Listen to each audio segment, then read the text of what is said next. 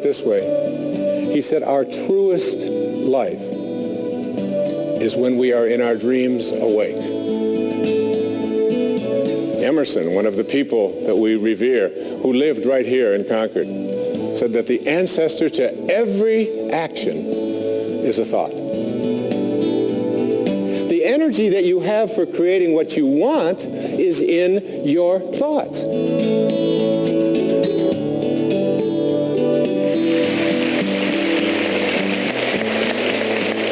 Dr. Wayne Dyer is a best-selling author, lecturer, and modern philosopher.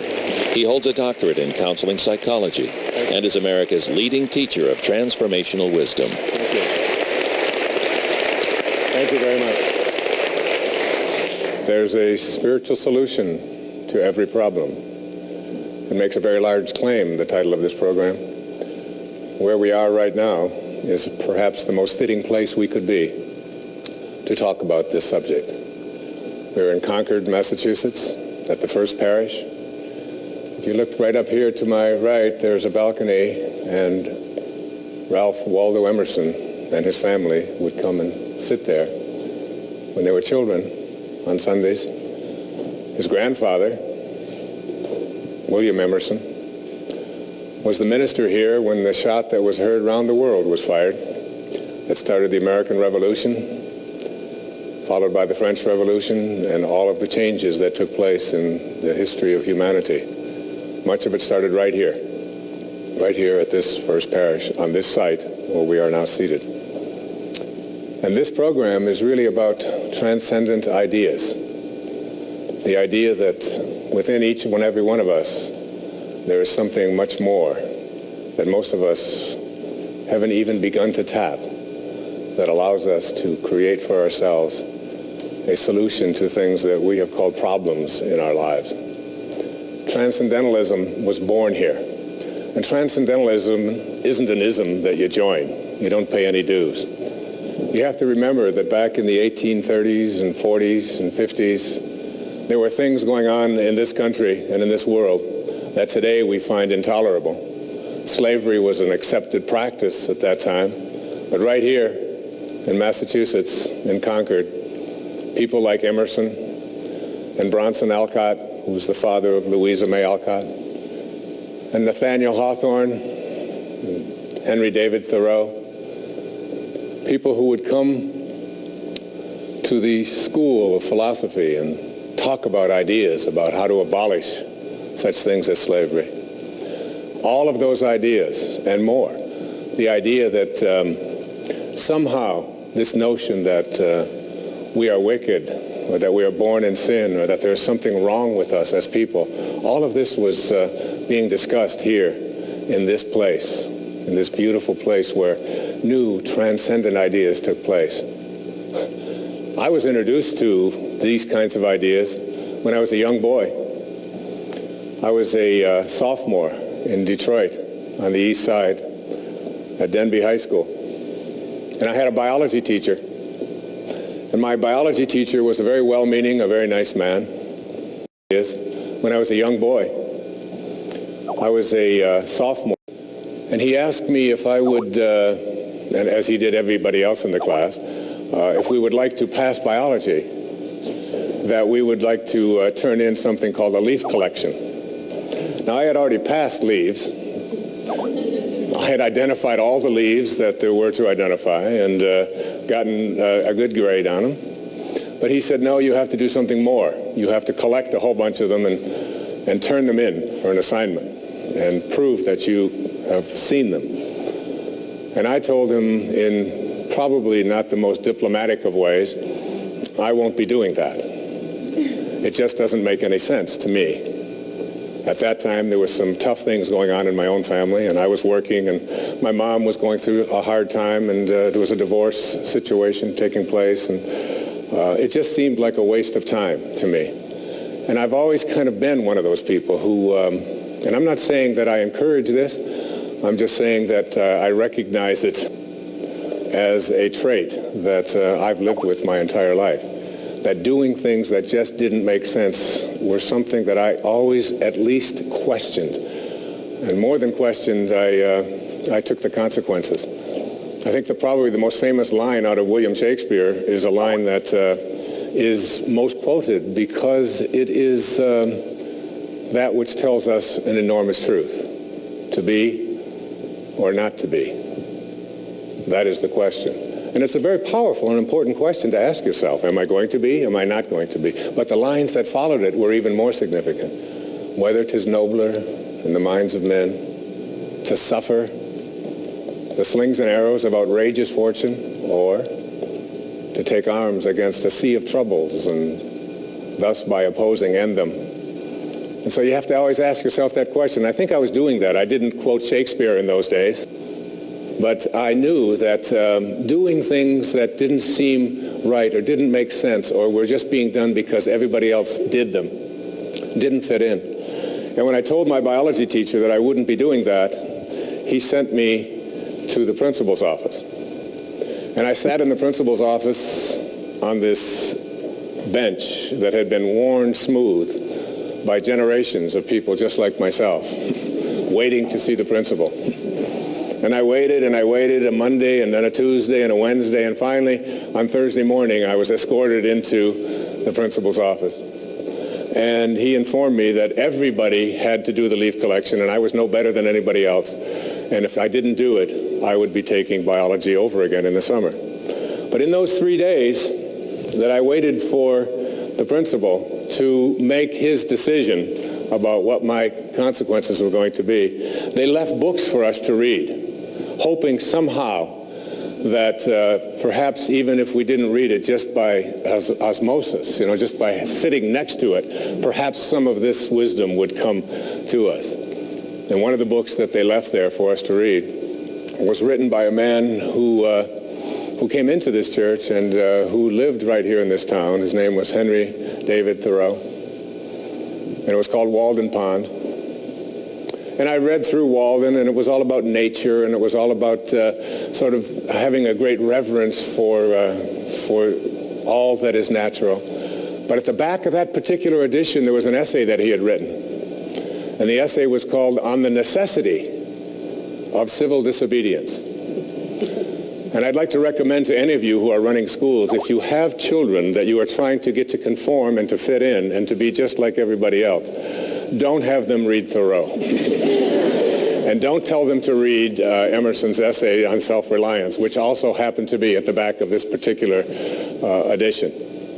And in that particular essay, he was talking about the importance of taking a stand against things that you thought were foolish, and about not just fitting in and not just being what everybody else tells you should be. And by the time Thursday got in there and I went into the principal's office, I felt like I was an American philosopher. I felt like I was someone that should be in there being recognized and have books written about, rather than someone being told to write a leaf collection. And I had a girlfriend at that time. Her name was Mary Jo, and Mary Jo was one of those people that we called curve breaker.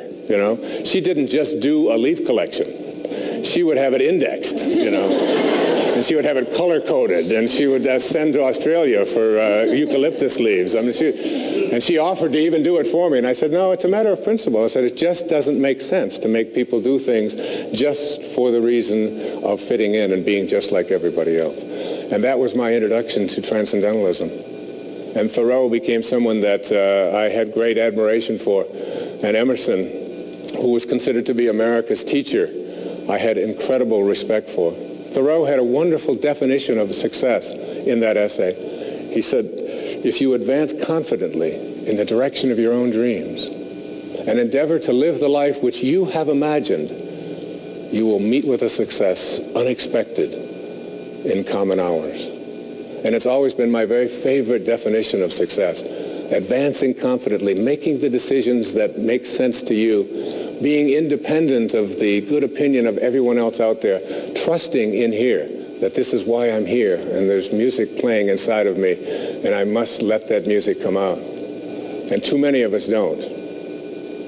When I say a spiritual solution to every problem, I'd like everybody in the audience to just do me a favor, if you will. I'd like you to just point to yourself. Everybody, just for 1 second, just point to yourself. And just look around and just notice how people are. And notice that nobody's doing this. Not one person in the room is doing this. Why is that? Because who we are is not here. Who we are is what? Here. And where have you all pointed to? You pointed to your heart. Shakespeare again put it this way. He said, "Go to thy bosom, knock there, and ask your heart what it doth know." What it doth know. Listening to your heart is what, to me, represents the approach to a spiritual solution to every problem. There's 3 words in that title, in the title of this program: spiritual, solution, and problem.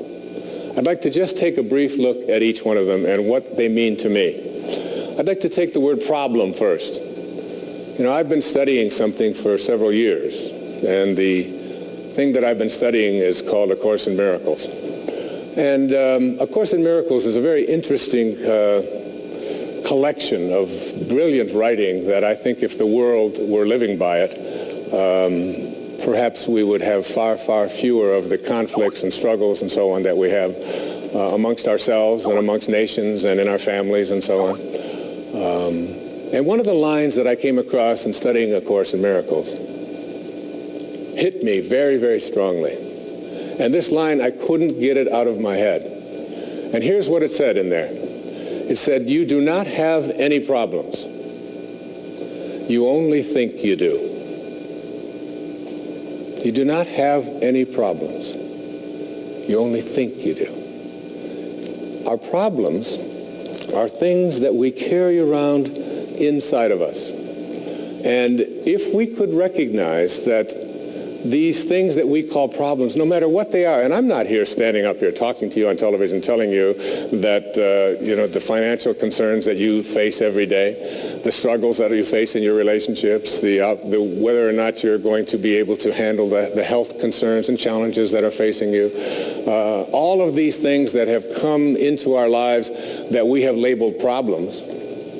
But I'd like you to just remind yourself of where they are. They're not out there.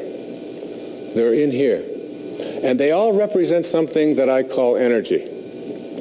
And one of my very favorite people in all the world, because he was not only a great scientist and a great thinker, but he was a great humanitarian as well. He would have really done well here in Concord. His name was Albert Einstein. And Einstein once said, "Nothing happens until something moves." Nothing happens until something moves. Everything is movement. Things look solid to us. You know, this watch on my arm looks solid. But if I were to take a microscope and turn up the magnification and look at this thing under a very, very strong microscope, you would see that it's really a dance. It's alive. It has molecules. Inside those molecules, there are all kinds of tiny little atoms. Inside those atoms are electrons and neutrons and protons and croutons and whatever it is, all of these things that we memorized when we were in physical science classes and so on. And then we have a new thing called quantum physics, and we look inside of these electrons and we find subatomic particles and subatomic particles. And what we've discovered through all of this is that everything is just energy. And you're watching a television set right now. And that television set has something coming into your home called energy. And you are looking at it, so there's visual energy, and you're hearing sound, you're hearing my voice right now, so there's something in the air between your receiver and my speaking here right now, something called sound waves, and they're all just energy. And if we were to understand how that energy comes into us, it comes into us through our senses, through our ears and through our eyes. And if we were to block off our ears and take all of the energy that was coming in the room into our ears, but before it hit our ears, we were to send it off to a scientist and say, "Give me a report, please, on this energy." They would send out the report and they'd come back and you'd look at it and you'd say, "Well, what's in there? What is this?" And they'd say, "Well, there's a lot of movement. There's a lot of energy. Some of it's very fast. Some of it's very low. Some of it's high. Some of it's low." I'd say, "But are there any problems in this report?" They'd say, "No, there's no problems in the energy. It just comes in high and it comes in low. It comes in fast and it comes in slow." And you know, That's one of the most important principles that you can learn and master in terms of identifying things that we call problems. That energy only becomes something that we convert into problems when we put it into our head and begin to process it in a certain way. And as we process it in certain ways, we tell ourselves, these things are going to get worse, or this is a terrible experience that I'm going through, or my finances are, or I've just had this terrible bout with a disease, or whatever it might be. And all of it is something that we carry around with us. What I'd like you to do sometime is open up the Torah, or the Old Testament, and look at the opening line of the Old Testament, of the Torah. And the opening line of the Torah, these ancient spiritual texts that we all rely upon and live by. And it says, in the beginning, God created heaven and earth. Most of us have gotten through at least Genesis 1:1, all right? And we understand that. Now you move ahead 31 lines later, and it says, and all that God created was good. Now we're presented with an enormous conundrum, a difficulty in our minds. Everything was created by God, and everything that God created was good. Therefore, how do we ever explain bad? How do we explain evil? How do we explain problems? How do we explain so many of these things that are so much a part of our lives, of our consciousness? You have to see that these are all things that came about when we invented something called the ego. And this ego is nothing more than an idea that we carry around. And this idea that we carry around says that who I am is separate from this source, this perfection into which I was created. That I am separate from it. And as a result of being separate from it, I am what I have, I am what I do, I am what everybody else out there thinks of me, I am my reputation, I am separate from everybody else, and I am separate from God. The other line that came to me in A Course in Miracles, where it uses the word problem, said this: if you do have a problem, the only problem you have is your belief that you are separate from your source. The moment that we took on this idea that we were separate from our source and no longer believed in our own integrity of our own mind, the moment that we took on that, we began to develop something called problems, something called illusions. And I'd like to suggest to you that every problem that we have, the way I see it, is nothing more than a mistake or an illusion. And how do we do something about these mistakes that we have? They are in our minds. You know, it says very clearly in most of the spiritual literature, as a man thinketh, so is he. Emerson, one of the people that we revere, who lived right here in Concord, said that the ancestor to every action is a thought. Once you start to understand that what you think about, your thoughts, is what expands and becomes your life, you start getting real careful about what you think about. Real careful. So that when you have a thought that says, gee, I got a sniffle, it's in my nose, but tomorrow it'll probably be down here in my throat. And on Wednesday, it's probably going to be here in my chest. Always seems to happen this way. And on Thursday, I'm going to have a fever. I get one every time. You can just about count on it. I'm going to have to take Friday off. Now, it's Monday morning, and you got a sniffle, but in your mind, in your thoughts, you're taking Friday off with a fever, and lo and behold, your body begins to react to this thought, which is just a mistake of the intellect to begin with. Supposing that you had a belief system that said 2 + 2 is 7. For some reason, you were just hung up on this idea. And you said 2 + 2 is 7, and you took your calculator and you reformulated it in such a way so that it would appear to be 2 + 2 is 7. And then you tried to balance your checkbook, and you tried to make your life work based upon this formulation, that 2 + 2 is 7. You would find that your life would be out of balance financially virtually all of the time. Every time you push that button and push those numbers, nothing would ever work. So the question is, what do I do in order to correct this mistake in my thinking? And that's where the word solution comes in. But we can't bring the solution in until we understand that everything that we have, do you know that every relationship that you're in right now, every single person watching this, every relationship you're in is in your mind. You can't get behind the eyeballs of another human being and be them. All you can do is process them through your thoughts.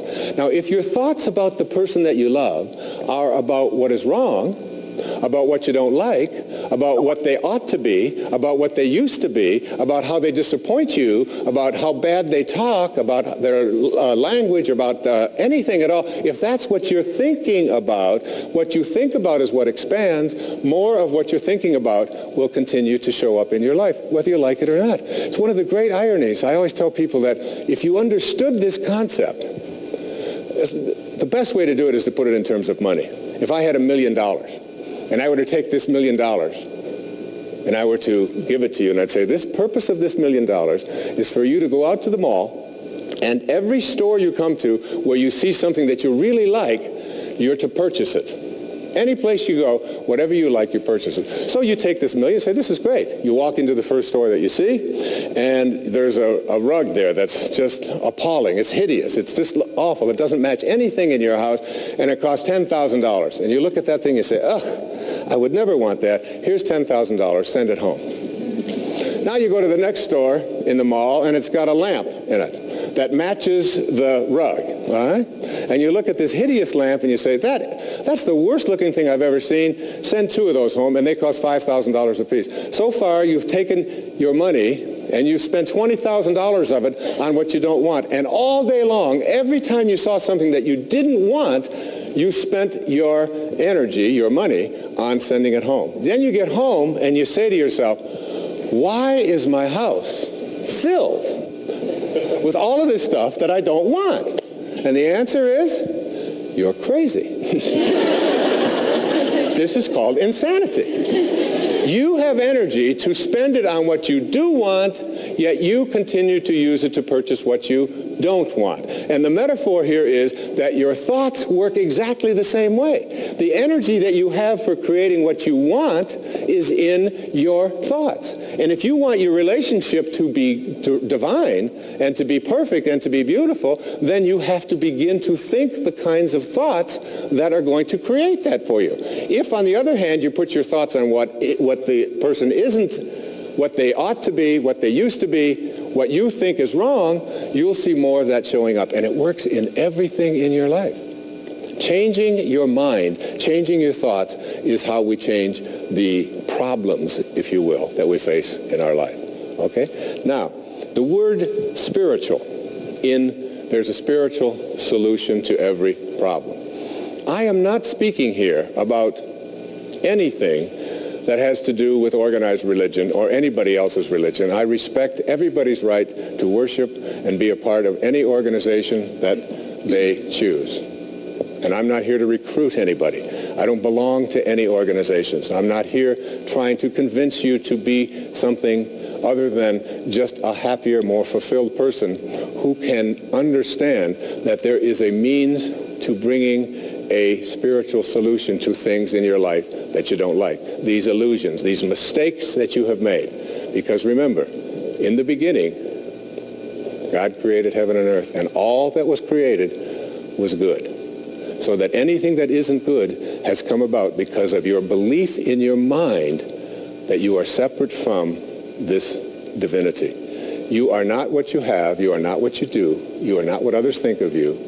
You are the beloved. You are the divine. You are a creation that is made into perfection. When I use the word spiritual, I'm speaking now about a way of being. I'm speaking about not being a Buddhist, but being Buddha-like. I'm speaking about not being a Christian, but being Christ-like. I'm speaking about not being a Muslim, but being Muhammad-like. I'm speaking about a way of living which includes specifics, unconditional love, the ability to be able to send love in response to hate, in response to anger, in response to fear. The ability to live that. I'm speaking about the understanding that who I am is not a human being here having a spiritual experience, but it's the reverse. That who I am is really a spiritual being having a human experience. And so there's an infinite part of me. There's a part of me that was never born. There's a part of me that never dies. I've often said that one of the keys to higher awareness is having the ability to step outside of who you are and just become the observer to your life. And when you do that, you tune into the infinite. Carl Jung, one of the greatest teachers, I think, that ever walked on this planet, once said that the telling question of a person's life is their relationship to the infinite. Once you have that relationship to the infinite, I remember I wrote a book a few years ago. It's called Your Sacred Self. And in this book, I talked about the distinction between the ego, this part of us that wants to prove that we're right, and the part of us that wants to be at peace. And a woman came up to me at a talk, and she was one of these people who was going to give me some feedback about my book. And she said, she said, I read your book, and I didn't get anything out of it. I said, well, thank you very much. I appreciate that. She said, the only thing I can tell you that I got out of it is that now, after reading it, I no longer have a fear of dying. I said, that's all you got out of one book? This thing that all of us are always in dread of, and you read that? She said, yeah. She said, it just seemed like I understood that I'm an infinite soul after reading that. I said, well, perhaps that was the message that you had to learn, you know. So to me, spiritual means also it means becoming quiet. It means being able to make conscious contact with your source, to no longer have a sense of everything has to be loud. I have to be constantly talking. For me, meditation is such an important part of my life. I tell people who say they don't have time to meditate, I say, you're in a car, aren't you? You drive back and forth to work? I say, well, yes, I do that at 30 minutes each way. I say, well, how often each day do you think you spend at a red light? The person will say, well, I stop at least 6 or 7 times. I say, that's maybe 1 or 2 minutes each time. They say, yes. I'll say, you know, what I do at red lights is I just stop because my car has come to a stop and my body is in the car, so therefore it has come to a stop. The only thing that's usually still going is my mind. All right? So I say to people, take that minute or two to close your eyes, take a few deep breaths, and make conscious contact with your source. Reconnect to your source. There's always somebody behind you to let you know when your minute is up. It never fails. All right? Most of us don't understand that this business of making conscious contact can be illustrated, and if you get it, understand it. See, I think of my source as the ocean, and I think of myself as a glass. And if I were to take this glass and I were to dip it into this ocean of abundance and say, what do I have here? What I have here is a glass of my source. Now, it's not as big, and it's not as strong, but it is still a glass of my source to which I am always connected. And if I were to take one drop of this source, and I were to put it over here, and I were to say to this drop of water, I would like you to create and sustain life. I would like you to perform miracles. I would like you to end all of my problems. And you watch that drop of water, separate from its source, you would see that it's going to change form from liquid into gas. And eventually it'll return to its source. There's no place else that it can go. There's only one source. But while this drop of water is separate from its source, it loses all of the power of its source. And this drop of water, separate from its source, is a symbol or a metaphor